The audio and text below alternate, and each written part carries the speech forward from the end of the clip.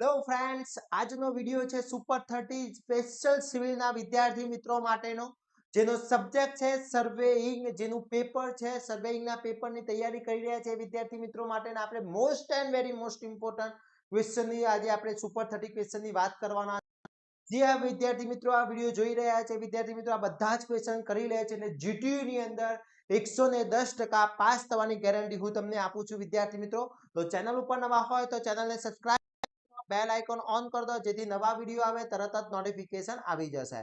વિદ્યાર્થી મિત્રો આપણે ડિપ્લોમા સેમેસ્ટર 3 સિવિલ બ્રાન્ચ હોય કે કોઈ પણ સેમેસ્ટરની બ્રાન્ચ હોય એનો એક WhatsApp ગ્રુપ સેમેસ્ટર 3 નું ચાલી રહ્યું છે। હજી સુધી તો ફટાફટ જોઈન થઈ જશો, જેની લિંક ડિસ્ક્રિપ્શનમાં મૂકેલી છે, ત્યાંથી જોઈન થઈ જશો અને બેસ્ટમાં બેસ્ટ તૈયારી કરી શકો છો। પ્લસ સેમેસ્ટર 3 સિવિલ બ્રાન્ચના દરેક સબ્જેક્ટના કોર્સ આપણે લોન્ચ કરી દીધા છે।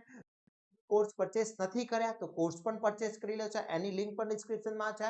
પ્લસ જોડે જોડે આપણી એપ્લિકેશન આઇકોન એન્જિનિયરિંગ ટ્યુટોરિયલ જે એપ્લિકેશન છે એના ઉપર પણ કોર્સ અપલોડ કરેલા છે, તો ફટાફટ કોઈ એપ્લિકેશન ડાઉનલોડ કરી લેશો। આજે આપણે વાત કરવાના છે સર્વેઇંગના સુપર 30 ક્વેશ્ચન। અહીંયાથી હું એવા 30 ક્વેશ્ચન તમને પ્રોવાઈડ કરીશ કે જેની તૈયારી કરવાથી તમે જીટીયુમાં 100% પાસ થઈ શકો છો।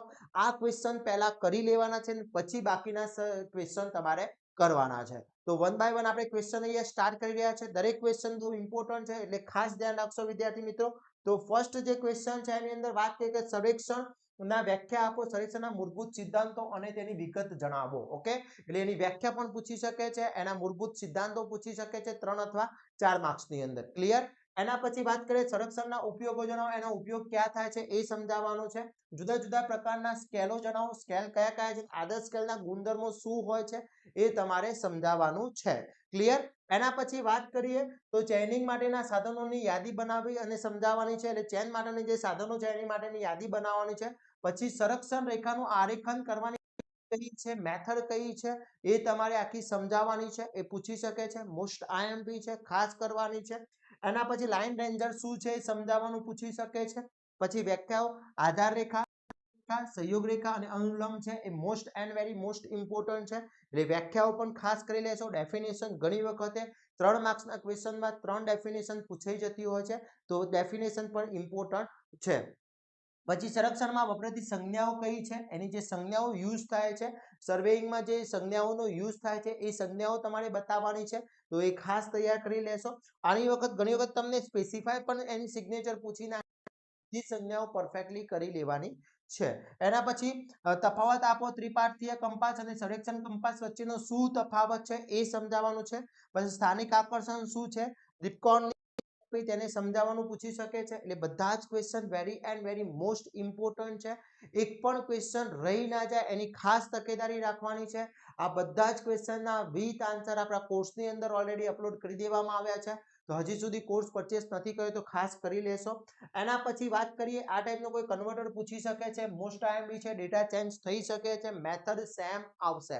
આટલા ક્વેશ્ચન કરો છો એટલે તમે જીટીયુની એક્ઝામમાં 100% પાસ થવાની ગેરંટી આપું છું।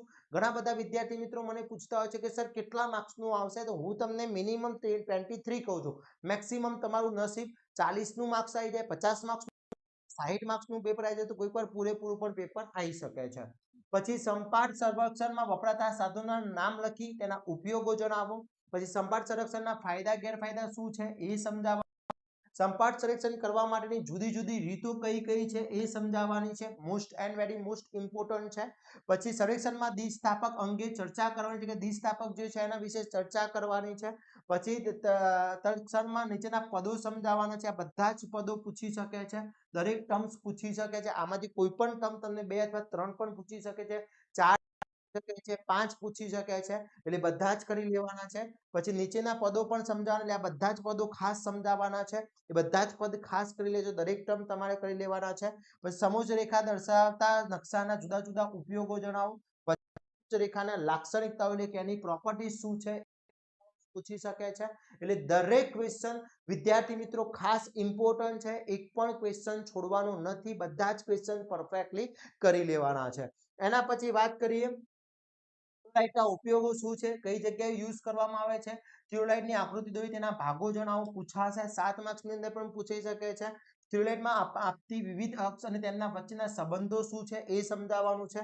પછી ગેલેનનું ટ્રાવેલ્સ ટેબલ સમજાવવાનું છે, પછી ટ્રાન્ઝિટનો નિયમ અને બાઉન્ડનો નિયમ most and very most important છે, અને લેવલના પ્રકાર જણાવો અને લિવિંગની રીતો જણાવો. આ બધી જ મોસ્ટ આઈએમપી થિયરી ખાસ કરી લેજો. એક પણ થિયરી રહી ના જાય એની ખાસ તકેદારી રાખવાની છે. અને જે વિદ્યાર્થી મિત્રો પૂરેપૂરા માર્ક્સ મેળવવા માંગે છે એમના માટેની ક્વેશ્ચન બેંક આપણે કોર્સની અંદર અપલોડ કરી દીધી છે. ક્વેશ્ચન કરી લેશો તો પણ ઇનફ થઈ જશે, એમાંથી જ પેપર સેટ થશે. આ ક્વેશ્ચન કરવાથી તમે પાસ તો થઈ જ જવાનો છો એની ગેરંટી છે. હા, તમારું નસીબ, તમે કેટલા માર્ક્સ તમને આવી શકે છે, વધારે છે 40-45 માર્ક્સનું પણ આવી શકે છે, કોઈ પર 50 થી 55 માર્ક્સનું પણ આવી શકે છે, પણ હું તમને ગેરંટી પાસ થવાની આપું છું. એટલે ખાસ વિદ્યાર્થી મિત્રો તૈયારી કરી લેજો અને આ વિડીયોને વધુમાં વધુ શેર કરવાનો છે, જેથી મારા દરેક કોલેજના વિદ્યાર્થી મિત્રો જે સિવિલ ડિપાર્ટમેન્ટમાં ભણી રહ્યા છે એ બધા આ વિડીયોનો ઉપયોગ કરી અને પાસ ઈઝી થઈ શકે, એ આપણી એક ફરજ છે.